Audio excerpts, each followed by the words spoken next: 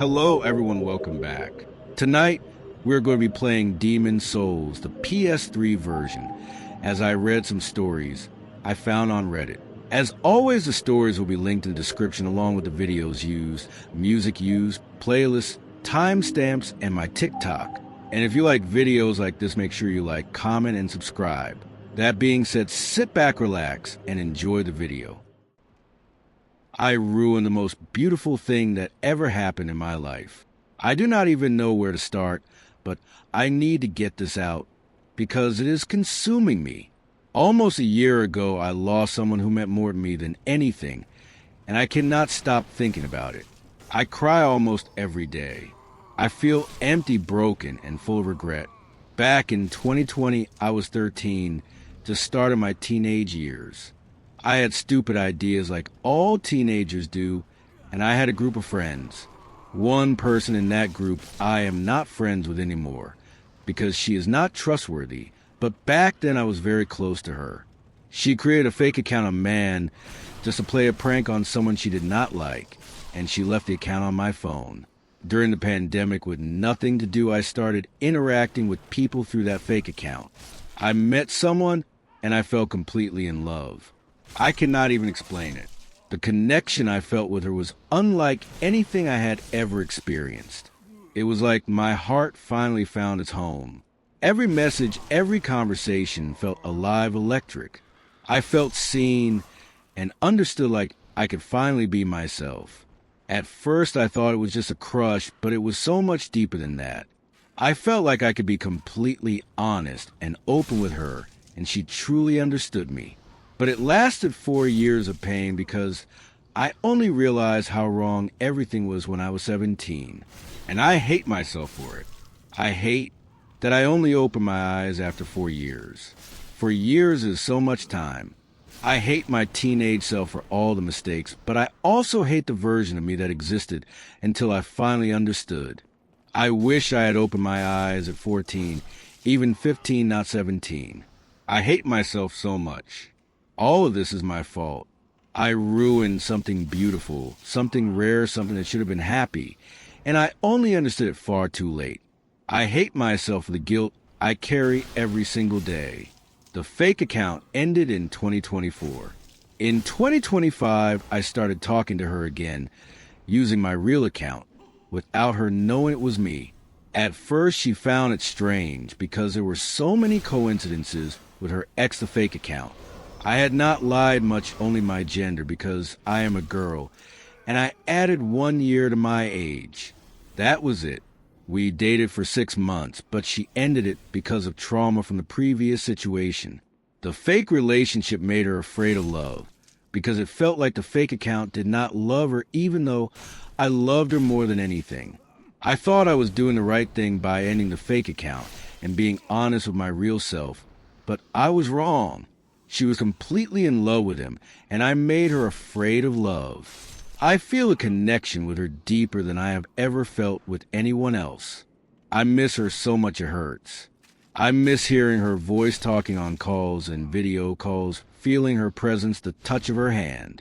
I have tried talking to other people, trying to move on, but nothing feels the same.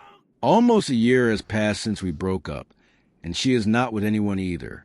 It makes me feel hopeful and heartbroken at the same time, because I know what we had was real, but I let it slip away. I know some of you reading this might think I am an idiot or selfish. You are probably right. I think the same about myself.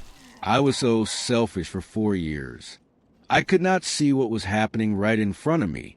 It was like I was blind. I ignored the signs, ignored her love, ignored my own feelings, and I let time pass me by. I was consumed by my own fear and stupidity, and now all I have is regret. The hardest part is that she says she is afraid of love now because she felt so much love for me. I even told her back then that the person she loved was using and manipulating her, and she agreed with me, but I know deep down she truly loved me. I loved her too, but I was scared when I was using the fake account. I let my fear and my insecurities get in the way of something beautiful we both could have had. Recently, she reposted a video that said she was afraid of love because one day she was left with all the love in her hands. If only she knew the truth. If only she knew that the love she felt was real, and that it was me who loved her more than anything. That breaks me every time I see it. I want to protect her, but I was the one who caused the pain. Every day, I cry thinking about all the moments I could have done better, all the times I could have been honest, all the ways I could have shown her love without fear or mistakes. I feel the weight of every bad decision pressing down on me. I feel like I lost the most beautiful thing that ever happened to me before I even had a chance to hold it. And it hurts so much that I only realize it after 4 years. I hate myself for taking so long. I hate myself for the guilt. I hate myself because it is all my fault. I wish I had opened my eyes when I was 14, not 17. I wish I had seen sooner, before 4 years passed before love became pain. I still love her. I think I always will. And it hurts to live knowing that I destroyed something so beautiful with my own hands. I just want someone to understand even a little how much it hurts to cry yourself to sleep every night over love that could have been everything. I want to hold her again. I want to hear her voice again. I want to feel her close, but I cannot undo the past. Every day the pain of missing her reminds me of everything I lost. If you were in my situation, what would you do? Would you tell her the full truth, even if it might mean she never trusts or comes back? Or would you just wait and let time decide? And if you were her, what would you want someone like me to do? Timmy Tough Knuckles tried to fight my friends over basically nothing. Before you read the rest, I want you to know I am a little embarrassed as to how I handled this. It could have been handled by just asking the person what they were doing. But it's over now, so who cares? I was with my friends at a park, and this little squeaker walks past, hood up, hands in pockets, blasting music from his phone. All of us turn and look at him, and when he's gone, we giggled a little and moved on. Maybe 5 minutes later, he comes back, but this time obviously taking photos of us, trying to look inconspicuous, and failing miserably. Not wanting to cause trouble, we walk away, but instead of him walking away, he begins to follow us. Eventually we stop, letting him go past and away. He walks past us and continues walking for a few meters, before stopping and just hanging around. We stand in the same place for about 10 minutes, hoping he will tire and walk away, but we just turn and go in the direction we came from. This part is a little embarrassing, as we decide we will turn a corner and suddenly run, in the hopes he will lose us or not bother chasing. We do this, running a couple of streets until we are tired, then go back to walking. The only issue is we stop on a long, straight road, in which he can see us on the other side. Even though he walked just how knuckling he is, he finds us quickly and is angry. He shouts, "Want to fight our asterisk, asterisk, asterisk, asterisk D." At the time, we didn't hear him. His little voice got lost in the wind, but it seemed to be a catchphrase it is. So it's safe to assume that's what he was saying. We keep walking, but the only options are only Big Street or Big Park. We choose a big street and just try to evade him. At the time, he started following us. We were planning on leaving each other. So we decide to split up and hope he gives up. He's been following us for about 10 minutes, about 50 meters, still shouting his catchphrase. My friend's girlfriend's house is very close. So my friend decides he will go there. Two of my friends live one way, and one of mine lives in the direction of the squeaker, so walks with me to a bus stop to stay away. We get to the junction where we split up. The little boy chooses to follow the friend going to his girlfriend's house, suddenly running up to him. My friend had previously said that he would punch the kid if he pulled out a knife. We suspected he might have had a knife from the way he was holding his hands in his hoodie pockets. I thought I was going to see him pull out a knife or something, but he just started throwing punches. Not good punches, though. Comparing a windmill would offend even the Maldives. More like one of those colorful plastic whirly things on a stick.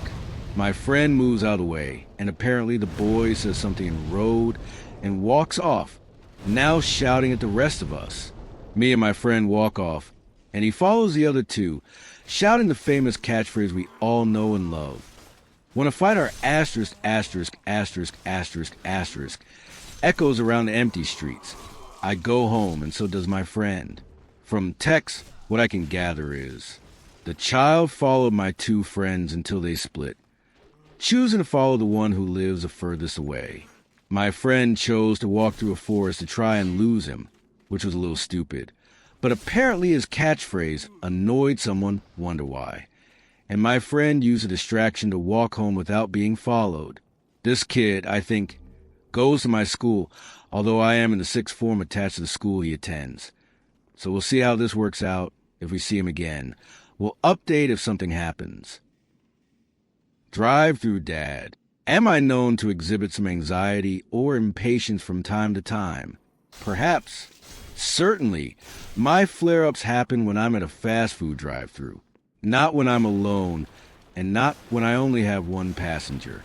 But put my whole family in a vehicle where I'm Johnny on the spot having to relay their indecisiveness to the poor soul behind the drive-through speaker. I may need to medicate. I try to prep the fam ahead of time.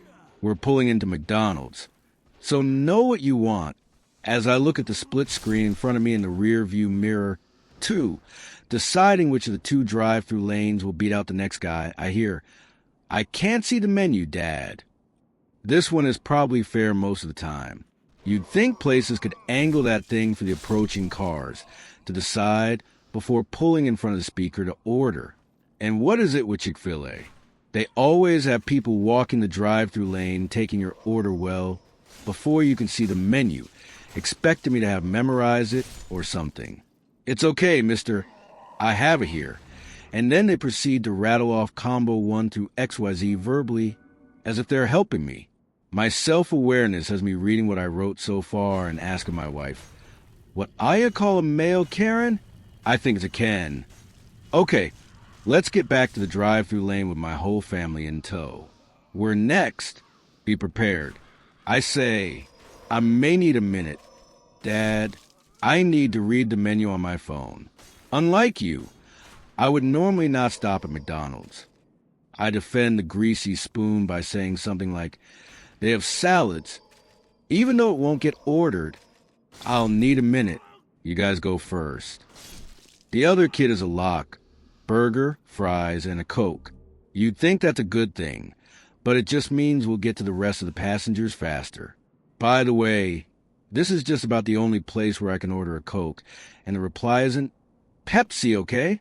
I don't know what happened in the Cola Wars, but Pepsi is king in the restaurant world, it seems. And I actually do prefer Coca-Cola. Sidebar, years ago, when I lived in Europe, if you ordered Coke, the server would ask, "What kind?" What kind of Coke would you like? Sprite, Pepsi, Coca-Cola, root beer. So, Coke, there's the same as saying pop here. Well, that's another thing. When we moved from northern Ohio to southern Ohio, pop became a foreign word. Pop is soda in these parts. After years of growing up as southern Ohioans, I asked my teen kids at one point, "Do you say pop or soda?" I felt like a failed dad when they said soda, and to add insult to injury, they made fun of me for saying pop. Oh, the divide. After all, it started with unified soda pop. Anyway, after the first kid relayed what I already knew, I blurted out my order, knowing my wife was having trouble deciding between 2 things, and really wanted to ask the drive-through worker which one they would prefer. My order is something spicy. It's why I always have Tums in the glove box. Meanwhile, cars are 10 deep behind me, putting some pressure and urgency on the situation. I try to move the situation along with a couple of finger snaps and a "come on, hurry up," to no avail. My wife orders in piecemeal. By piecemeal, I mean she pauses mid-sentence. So I look at the drive-through speaker, say part of an order, and then pause to hear the have it your way details, which usually have a question or 2. It's like pulling teeth. I feel like I sound like someone who has an attention deficit disorder, and I want to explain it's not me. Dude, I tell the drive-through person, I have one more order to relay. I usually try to say something humorous if the process is somewhat of a doozy. Dad, move your head. I need to see the menu. I thought you had it on your phone. They're different. I feel like Chevy Chase losing his shit in one of the National Lampoon Vacation movies. I need you to decide. Right now. Forget it. I'm not hungry. I'm finally done. Or am I? As I go to pull forward. Wait, can I just get some water? Grr. Then the pleading with the universe began. 2 cars in front of us were inevitably told. Please pull up. We'll bring your food out shortly. Sidebar. I mentioned at the outset that my flare-ups happen when I'm at a fast food drive-thru. Not when I'm alone, and not when I only have one passenger. But that's not entirely true.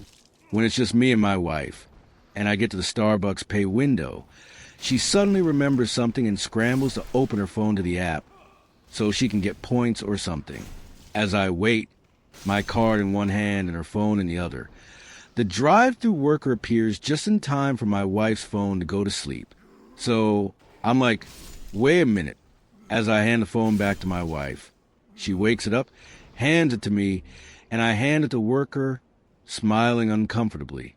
I digress. Anyway, they had our entire order ready. Oh, the little victories. I pulled into a spot so my wife could dole out the grub. Oh, honey, they forgot. And, of course, even though I'm the driver, I don't even bother asking anyone else to get out anymore, because the answer will be, I'm cocooning, I'm buried here. It would be easier for you, or something along those lines. Besides, I'm probably going inside to use the restroom anyway. I open the door. As soon as one foot hits the ground, 6 hands appear in a window holding trash in the last stop. While you're out, can you throw this away? My short wick in a drive-thru has earned me the nickname Drive-Thru Dad. And they all think that's funny. Kim the mechanic. Back in 2022, when gas prices started rising, my uncle gave his friend Raymond a car. Because Raymond's car had blew up, my uncle told him not to let everyone in the world drive it. Just him, his wife, Frog. That's her nickname, and his sons. Well, they have a friend, Kim. She came to Raymond and needed to use his car because Kim got arrested for drug charges and on suspended licenses. So her car's sitting at the impound. So Raymond lets Kim have the car, and she says she'll be back in a couple of hours. Well, a couple of hours go by, no Kim. A couple of days go by, no Kim. A couple weeks go by, no Kim. Well, Raymond happened to be riding around town when he saw his car sitting beside the railroad tracks, keys in it and everything. So Raymond drives it back home. A couple weeks later, Kim comes back and needs the car. Raymond gives it to her again. She says she'll be back in a couple of days. Well, a couple weeks go by and no Kim. My uncle happens to be driving through town and sees Kim parked at the gas station with the hood up on Raymond's car. He goes to see what's going on, and Kim got a hammer, and she's beating the engine with this hammer. She tells my uncle the car won't start, and she's beating this engine.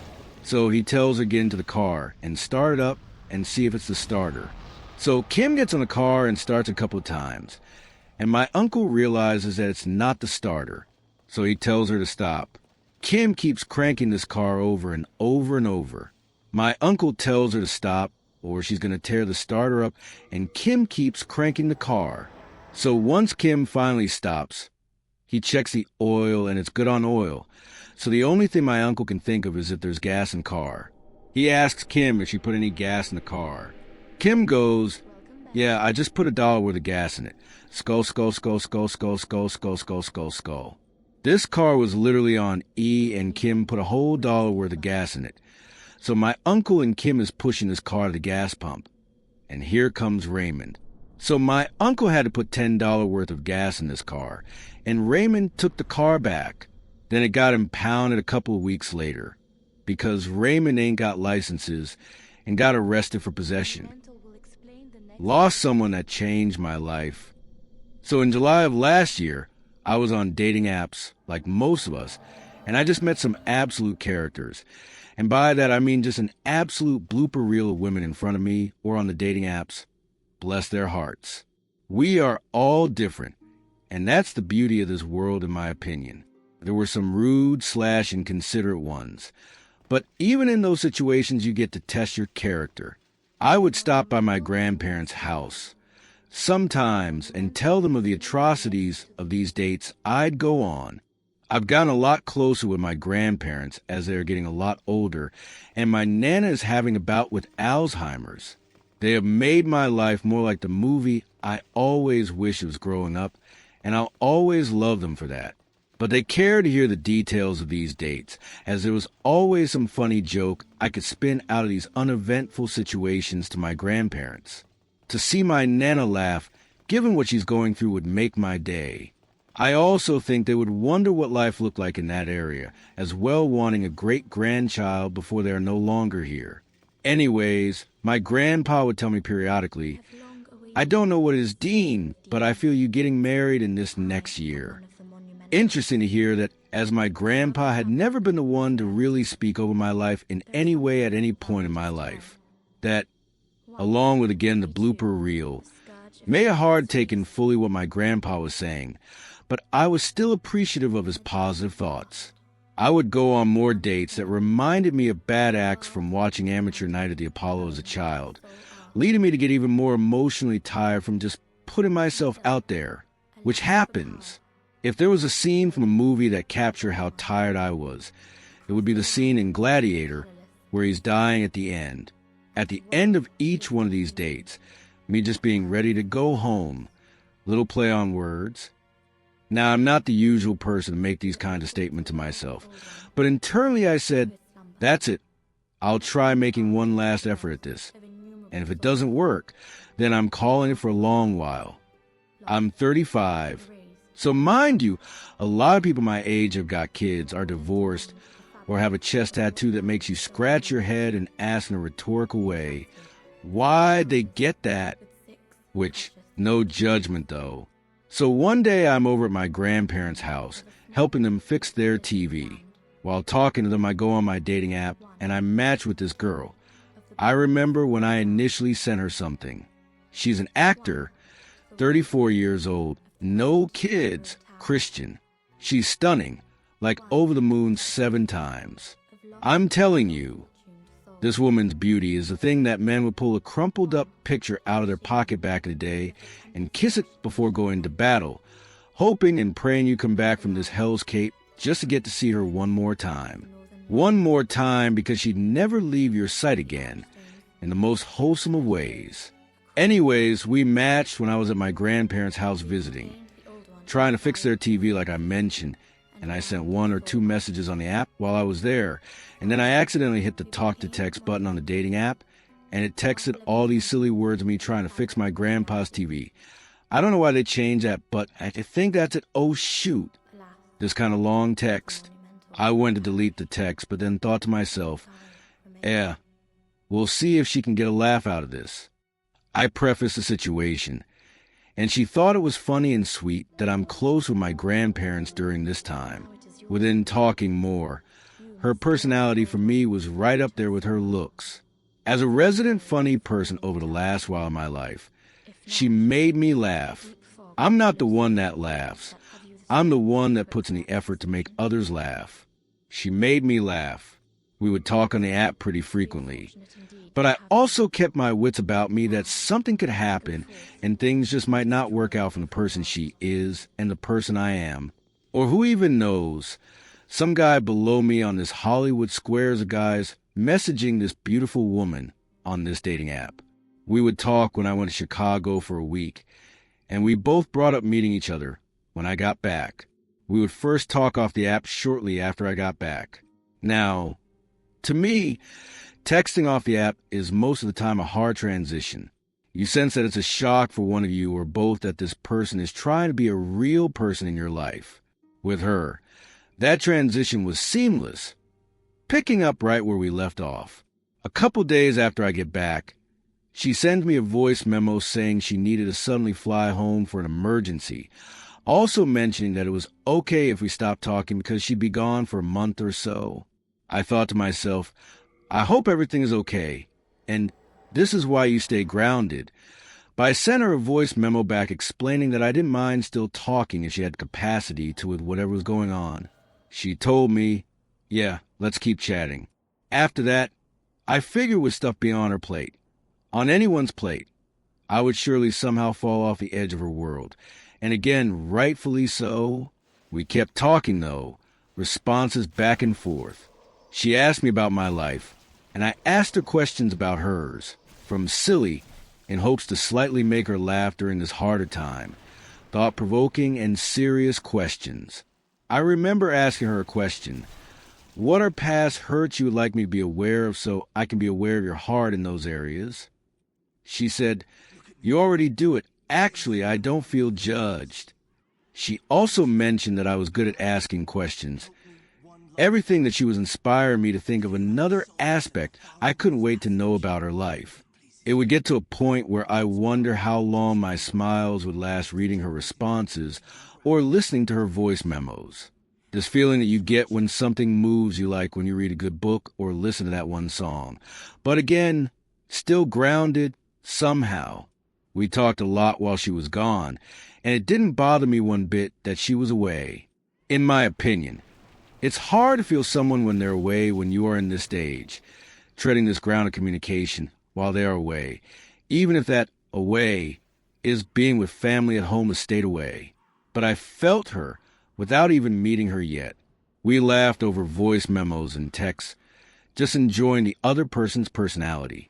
She sent me a video while she was gone, and for a moment I realized that I was so caught up in the way we've been communicating that I forgot you could send videos. Haha, what a feeling. That chemistry with someone who makes you forget that avenues of technology were invented. Haha. Watching the video, I quite literally said, wow, when I saw her talking. It was just the sweetest video as well. I remember getting into the best lighting in my place I have, fixing my hair, and doing maybe a couple takes to send a response, because you don't feel the feelings I felt without tripping over even the simplest of words. She liked my video as well. We began to chat on the phone here and there, and again she made me laugh. I laughed in ways I hadn't heard from myself before. How scary, little inside joke between me and her, I guess. I made her laugh, and it was just the cutest laugh I'd hear over these voice memos. She come home, and we made plans for our first date. Thoughts of what outfit I'd wear, and let me just try eating super healthy and cut some weight before meeting her kicked in. Ha! Again, really never this way. I've done enough work in therapy to honestly not care what people think about me. But still, just the person she had been made me feel this thing I hadn't felt before. Anyways, I get to our first date early in this outfit I had just picked up, and I'm pacing back and forth on the sidewalk like some general waiting to hear back of a successful siege and the enemy of me being alone forever. Haha. She gets out her car, and there she is, the girl from the photos, the woman from the video that, when I passed by my photo gallery till that point looking for something else on any random day, I'd stop and watch that video, the person that has made me laugh so much. I give her a hug, and she says, "Can I give you a little present?" It was a book about shitty printers, because we talked about how much we hate printers. The date went really well. It felt like our text conversation, given the fact that I couldn't think straight since this woman was right in front of me. I checked in with her after the date, and she said she had a really great time, that she felt relaxed, and that she'd like to meet up again. We dated over the next 2 months, and it was just full of good times and exploring places. I let her in on a lot of things that I hold so dear to me. I would let my grandparents know that I've been seeing someone special for just a bit of time. Happy to tell them, to show them a picture of her.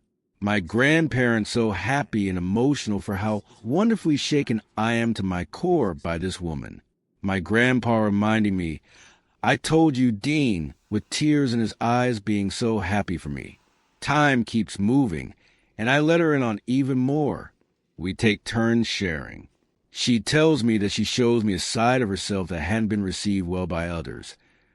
And she really appreciates me not making her feel cringe in that. She would also say, I'm glad that we are both as healthily obsessed with each other as the other. We would run into just 2 or 3 harder times over the span of time of the next couple of months, handled with respect, but still hard. We would have so many good times sharing life's ups and downs. One thing that threw me is she never cried throughout this time when talking about anything that she shared except for one time. I said something to her about the wonderful person she is. I get how some people don't have that, I guess, but there were some real moments between us over the months. She never really opened up about her friends when I'd ask either. Bits of information, sure, but nothing too in-depth. I asked about her acting, and she said, "Oh, I don't talk about that with people. I've been hurt in that." I couldn't respect someone's words more than hers. I knew her heart. I didn't ask. More dates and more laughter. Me being aware of her heart, because wow, this was something that felt otherworldly to be in with her. Every time I got to our date early, I'd walk around, and if I saw a flower shop, I'd buy her a rose or 3. Almost to say thank you back to the universe and show appreciation for bringing this woman into my life, and to show appreciation to her at the same time. All these bells going off. And boy was I hoping those were the sound of wedding bells getting closer. She made me want to be even better than the man I was asking myself to be in the most beautiful of ways. I also told her I loved her. She said it back. I forgot what it was like to form those words to someone. On a date, I asked her if she wouldn't mind meeting my grandparents. We'd been dating 5 months at this point. She said that she'd really like to, and both her and my grandpa love rocks. Just another interesting coincidence that happened along this time of knowing this amazing woman. So she meets them. It's a wonderful time, all of us chatting. My Nana, again suffering pretty severely from Alzheimer's, was mentally present that whole time. Something happened that day I won't forget. We hung out the rest of the day after leaving my grandparents and just felt really blessed. I'm not ashamed to say I cried that day, but the happiest tears have fallen down this face of mine, I could safely say, in my life. Days would go by, and I came to a point where I want to talk to her about a hard time from the past that had been on my mind between us. And she says that's fair. That time between us was rough. It felt good to get it off my chest after we talked about it. I asked her if we could talk about how she mentioned her good friend was a male actor. It would come out that her actor friend is just her friend, but he's had a crush on her, and they'd been friends for 5 years. Okay, that didn't feel the best, but not unbearable. I asked about anything else with any of her other friends, and she said she had a guy friend who she was intimate with when she was younger, when he was there for her going through a hard time, and he had a girlfriend now and lives up north. This point hurt more than the first. We all have a past, but I'm just someone that wouldn't be comfortable with them still talking/seeing each other, just risking that maybe something happening again. Totally respecting different points of view on this, but that is just someone I'm not, especially when not being told this for so long. Then she tells me to add one more thing. That thing I can't mention right now, respect for her. Also for myself, because dang, I miss her. This one, when explaining it to me, is hard because there's a lot of dirt being kicked up. You know, the cup and ball trick you see people play, and they always lose. I somehow became the person trying to find the red ball. I don't know how I was put into that position, but I was frantically trying to make sense of the bits and pieces she was telling me. The target of making sense of this being moved. I realized I messed up during this process. I should have just said, "What does that look like?" She felt so bad about me asking questions about this topic that she shut down. My heart even going out to her in this moment, because it must have been hard to keep this all in. She broke up with me, and I haven't heard from her in over a week, and she leaves to go back home tomorrow. I don't say this to take away from anyone that has been through worse, but it's sad when you don't know when the last time you kiss someone is, the last time you hold their hand or hear their voice. It's sad to see her name fall further down the list of people I text, as if her name was a necklace that old lady dropped into the ocean in Titanic. Ironically, the first thing I said to her on the dating was, "Can I hire you for the movie of my life as a love interest with this headshot?" That was on her profile. What do you think about this situation? Again, I ask that if you could be kind even towards her. Lastly, if you see this her, just know I love you still. I always will. Help/update. Is he losing feelings, or are they just mixed signals? Male age 14, female age 14. I do agree that M just a teen, only turning 14 in just a few days. I really need help with my current relationship. If you can give advice or a little motive, reassurance that maybe I'm just overthinking it would be helpful. A little background. I met him when we were just grade 3, pandemic classmates for 3 years after GR6, hybrid class. Goes by and face-to-face classes started, he still ended up being my classmate for the next 2 years. I found him a little annoying/irritating at first, with his high-pitched voice and terrible humor. Grade 8 comes along, something changed. Just a small explanation, our school basically has 3 terms. Term 1 he kept glancing and invited me over to sit next to him. He never was my type, but some sense of comfort and friendship sparked. Let me remind you, he doesn't look as great.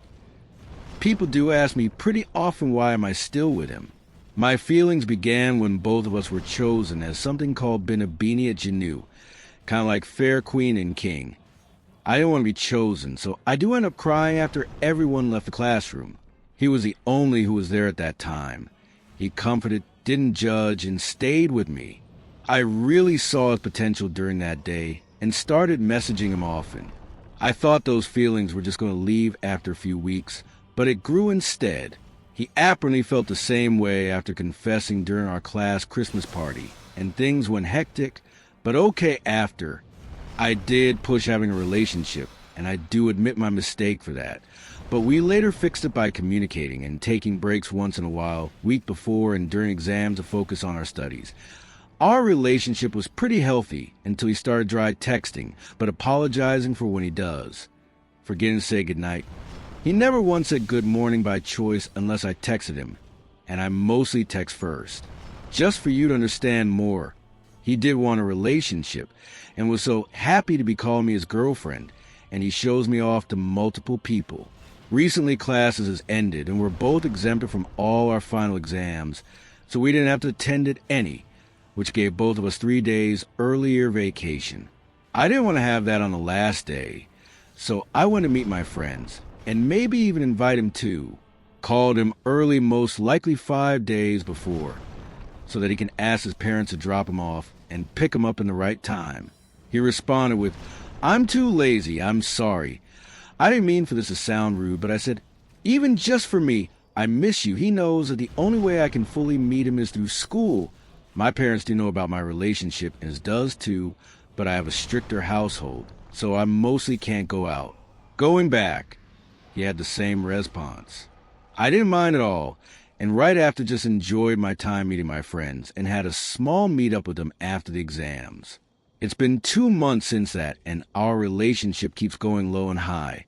I get that we don't have a text often or every day at best, but we live super far apart, and I can't go out to meet him as much. Most of his reasons for not being able to call school was him doing schoolwork or studying. Now that it's summer, it changed him talking to friends or just tired from his day. You might think it's wrong for me to complain just because of those, but you wouldn't understand how often this would be. We rarely call or text. Someone please help. People are telling me to break it off, but it's not easy to have a sweater he shoved in my bag on the last day. Next to me or on my bed, have the crochet flowers he bought for me during Valentine's Day, and having all his letters, drawings of my room to the whole summer.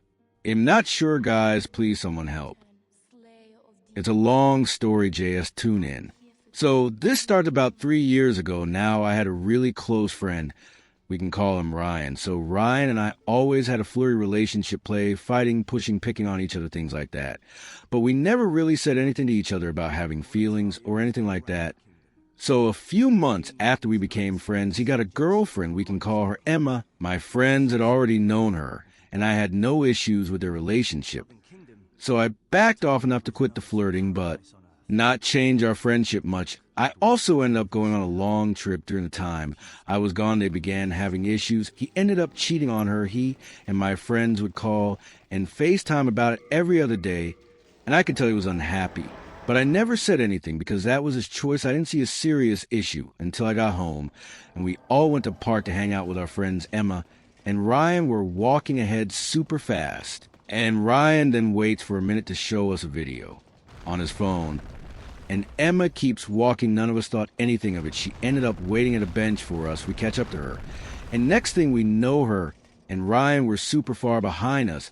And she was screaming at him in the middle of the park, my friend. We'll name her Lily. And I had enough of this. There was people staring. And he was not even reacting. It looked like a parent screaming at a child. We walked up to de-escalate the situation. But she ended up walking away. Before we got up there, he then told us she was upset. He slowed down to talk to us. We all found this weird. We were all friends. And this wasn't an issue. Usually from here on, their relationship was iffy. And they were fighting over text the rest of the day. This is when the flirting came back from him. But I ignored it, mostly thinking he needed a distraction from what was going on until he got a call. He went in the other room.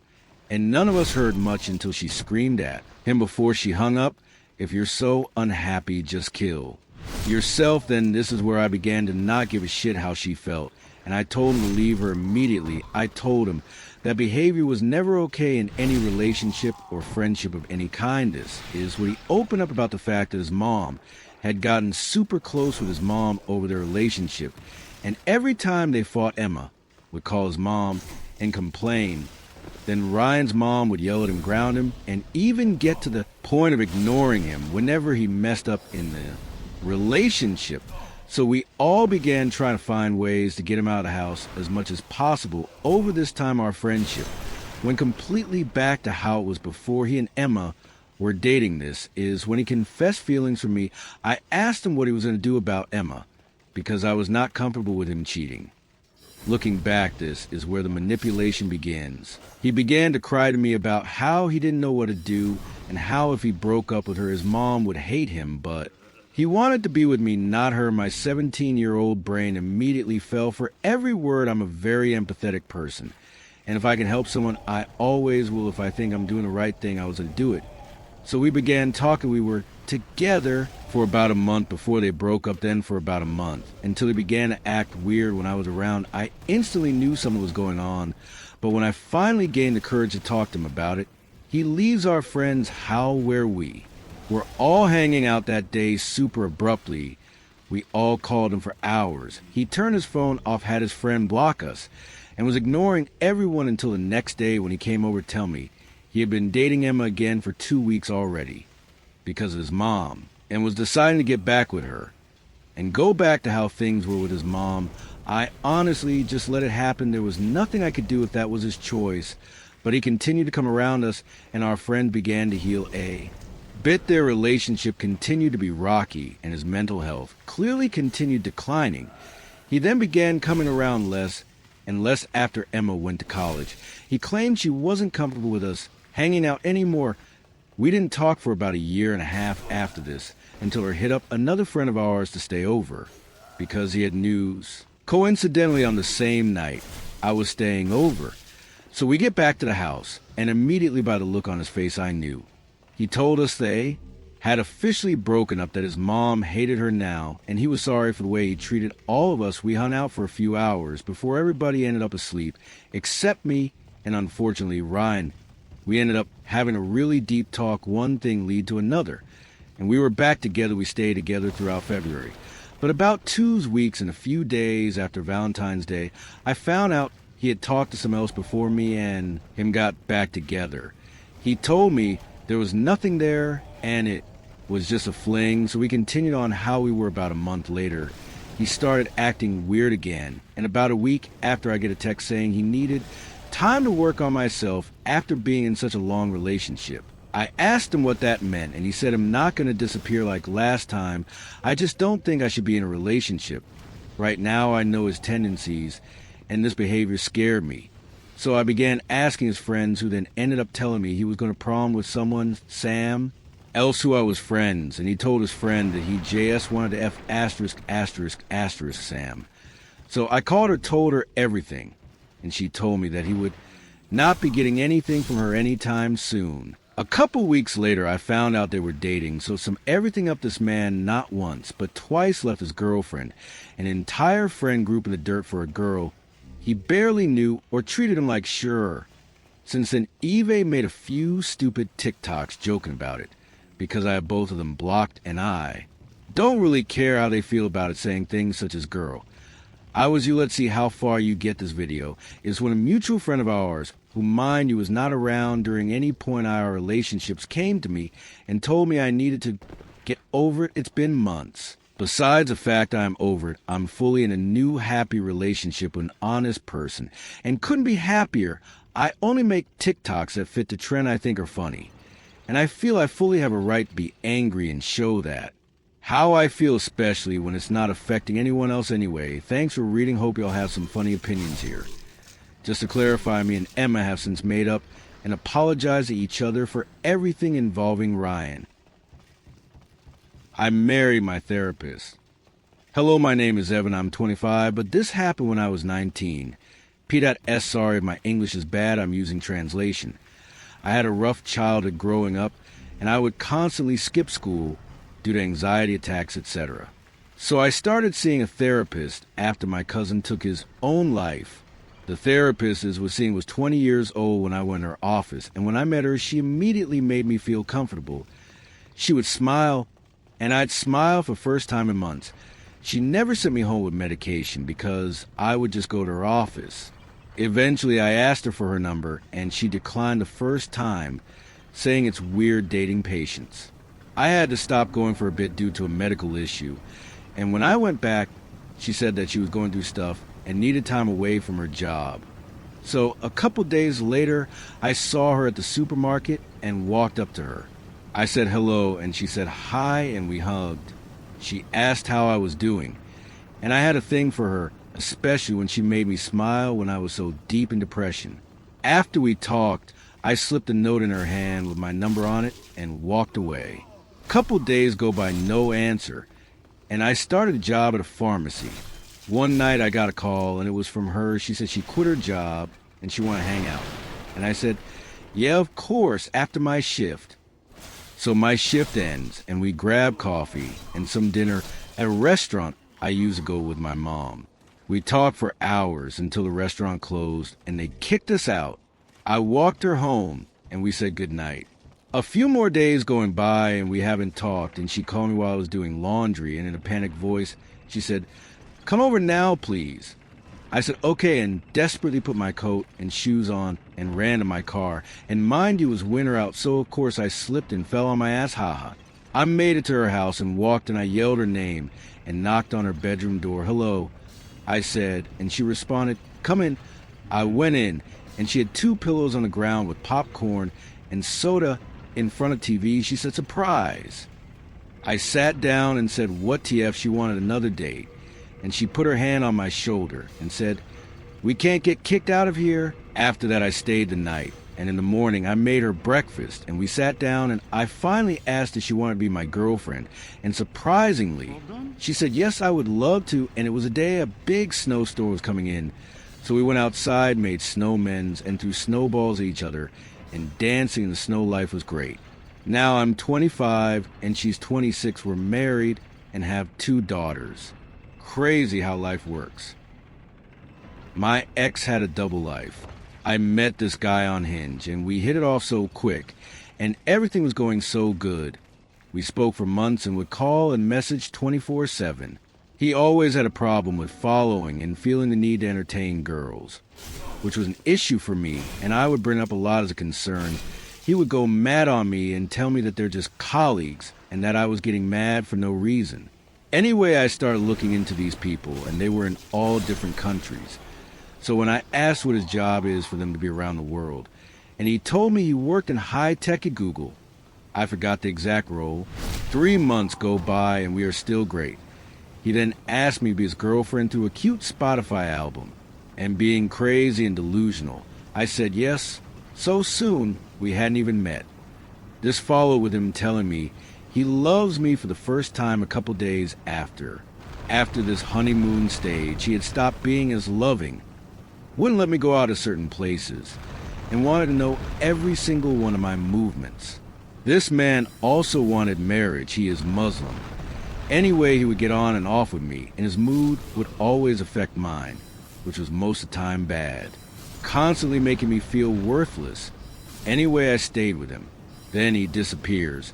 Without reasoning, all his accounts disappeared, and I was left clueless and crying and whatever. This went on for a week. All his accounts were gone and untraceable. He then comes back onto his accounts after a week. I messaged asking pretty much WTF, and he claimed that I was talking to other men at the beginning of the relationship. I can confirm this did not happen. So I called him and spent hours reassuring him that it never happened, but he acts all stubborn about it and says he doesn't believe me. Eventually, after time, things get better. Things were good with us again, but he started to drift away and claimed that he was just really busy with work and everything else. So when I brought it up, he immediately made out to be my problem and fault, and argued with me saying that I was asking for too much just from wanting to talk to him. He would cause arguments all the time if I brought up even one thing that bothered me. Anyways, after time, he unfollows the girls that I asked, and removes his socials from his TikTok bio, because I said that he doesn't need his Snapchat there, because he doesn't need to snap other girls. This is great. But it lasted about a week before he was back to it again. He had followed a girl in Australia, which I wasn't comfortable with, but said she is a colleague. However, she had just finished high school, so would not work for Google. He was just full of lies. Even his sisters would compliment and ask about me to him, and I began to learn Arabic for him so that I could talk with his mom. We had not met at this point yet, as he said that we can meet in the new year due to his lack of holiday at work. I said fine and prepared for when I did see him, saving money to get my hair done, nails done ECT. January is here and there is no sign of him making any plans whatsoever. And when I ask about it, he shuts me down. So I just think whatever and wait. He then continues to follow girls. And when I ask why, it turns into a big argument. And he says that I'm too much for him and that he needed space. While I'm emotional and heartbroken, I search through his TikTok, following with another account I have, specifically for this, and I get recommended a profile with him on it. This profile has a different name, different Snapchat, different Instagram, different location, and loads of girls in his following. He had a double life and another girlfriend. So despite us being on a break, I called him a lot, and he didn't pick up. So I sent him voice notes telling him that I knew about these accounts and the lies. This man also didn't work at Google, he worked at Little, and he didn't even live where he said he did. He listened to the voice notes and then blocked me, as he had been caught. This was 8 months of a relationship lie. The craziest part is that I've seen a picture of his ID with a name I thought was his, but I don't even know his real name or who he really is. Alright, everyone, that's all the stories for tonight. I hope you guys enjoyed the video and had relaxing time watching or listening to it. That's all for tonight. I will catch you guys next time. Good night, everyone.